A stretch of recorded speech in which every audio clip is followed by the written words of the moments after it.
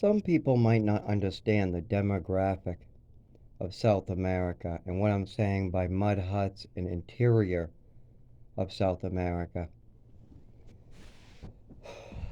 So I'm going to try to explain this in a way where my listeners can try to understand it better.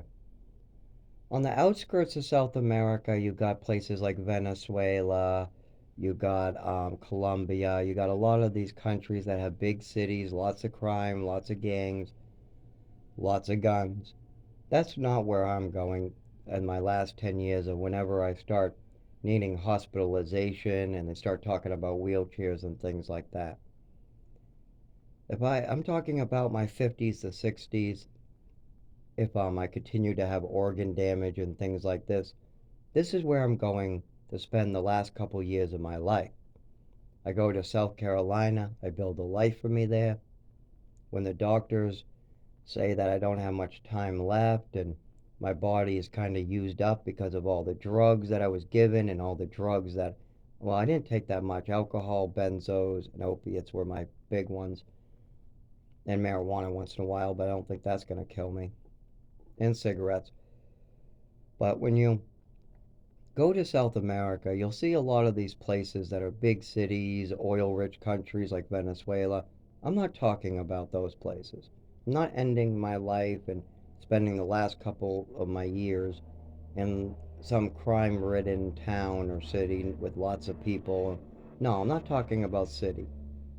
I'm talking about the interior where you have people sitting around a fire and building a house out of mud. People that have no good, clean drinking water. They have no pots and pans. They have no resources whatsoever.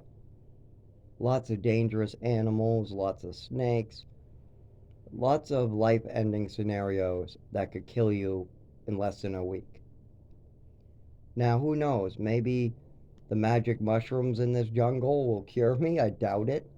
Maybe I somehow the heat helps, but I doubt it. This will be where I spend the last couple years of my life. I am not dying in a hospital bed hooked up to machines while people try to torture me and try to make me hold on a little longer with no hope of recovery. They do that a lot. There's a story of a real reporter story of a guy who got radiation poisoning in China, and they kept him alive as his family brought priests. His family cried and begged, "Let him go, you're torturing him." Well, they do that in America too. They sometimes these people want to go and they don't let them in the hospital. They keep them on to suffer and suffer and suffer, give them transplant after transplant, and their quality of life is nothing at all.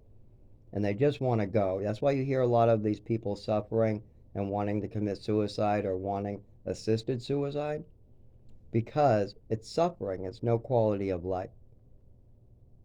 So maybe in my 50s or whenever God takes me, as if I get this neurological disorder treated.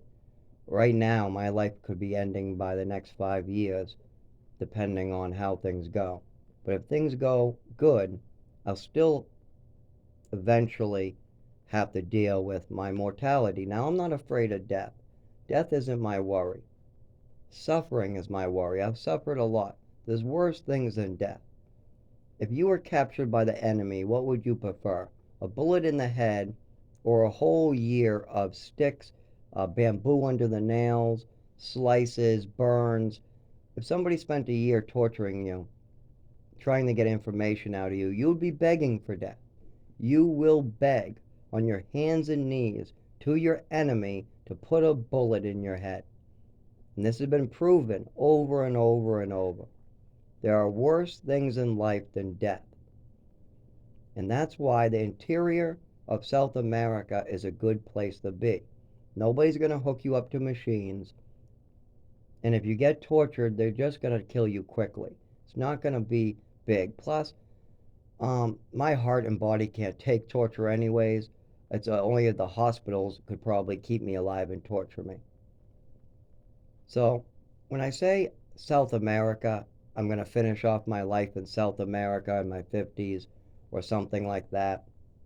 If I get to that point, I'm talking about really interior I mean jungles, and talking about people who are half naked running around.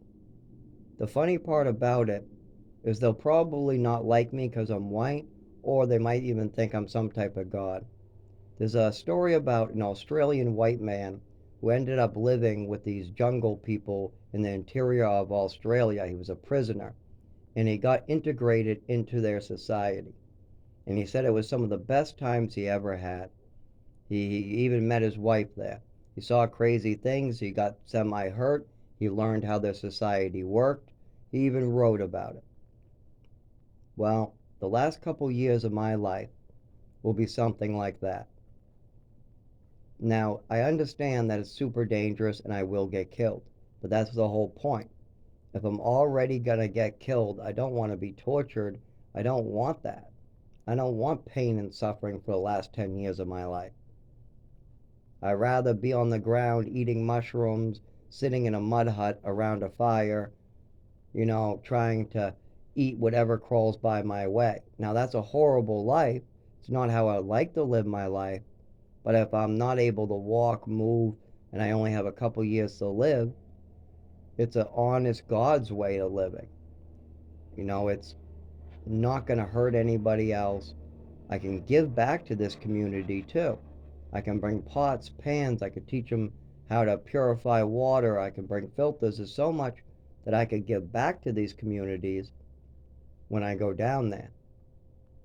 And if my purpose of going to the interior of South America is just to finish off the last couple years I have left in my life, well, then that's what happened in America anyways. No matter where I am, if I'm dying, I'm dying. So when it gets to the point where the doctors say there's not much more they can do other than hook me up to machines and keep me alive and give me no quality of life, then yes, my plan is I would like to finish it off in the interior of South America. And that's it, just living in a mud hut. Now, this is 20 years from now or more, if things go better, if I get the medical treatment right now that I need. Maybe I don't get that far. Maybe I don't even make it to South Carolina, build a life there. Maybe I don't make it that far. But that's what I'm talking about. I moved to South Carolina. I work real hard. I help a lot of people in America. I pay my taxes. I keep going, keep going, keep going. But maybe in my 50s, 60s, whenever, my quality of life is beyond anything I can do, then I need to move on. And I know how we do it here, and it's not how I want it. I do not want to die in a hospital bed with people keeping me alive with machines. I also don't want to be in a coffin. I don't want to be buried in a box. I need to be given back to nature. That's my belief. That's my spiritual belief. I also don't believe you die until every cell in your body fully decomposes and dies. Well, in America, we like to pump your veins full of preservatives, put you in a box, and then bury you. Or or cremate you or something like that. If I was finishing off my rest of my life in South America in my 50s, wherever I drop, whatever snake gets me, whatever animal gets me, whatever person, jungle people get me, no matter how I go, most likely I will be given back to the earth. The trees will get me, nature will get me, and I'll decompose very quickly. And that's what I want. So that's what I'm hoping to get. And trust me, there are a lot worse things in life than death. I've been experiencing them for 25 years. I've been suffering horrible, debilitating shocks to my body, abuse, people taking advantage of me. The system is broken. I've been taking systematic abuse as well. So there are worse things out there than death. Just keep that in mind. If you're fearing death, you shouldn't. If you have a good soul and you've never done anybody wrong and you've never done any permanent damage to anybody else, then don't fear death. Just make sure that you don't suffer on the way out or make anybody else suffer on the way out.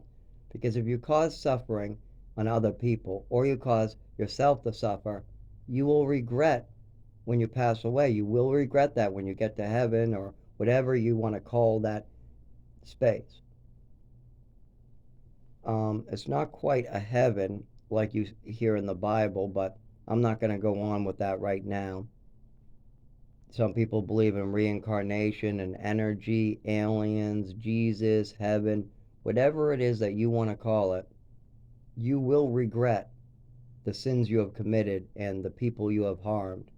And if you suffered on the way out, if they gave you somebody else's liver, if they kept you on machines for 5 years, you're not going to like it. This isn't going to be a quality of life that's going to help anybody. And those machines are running off the environment.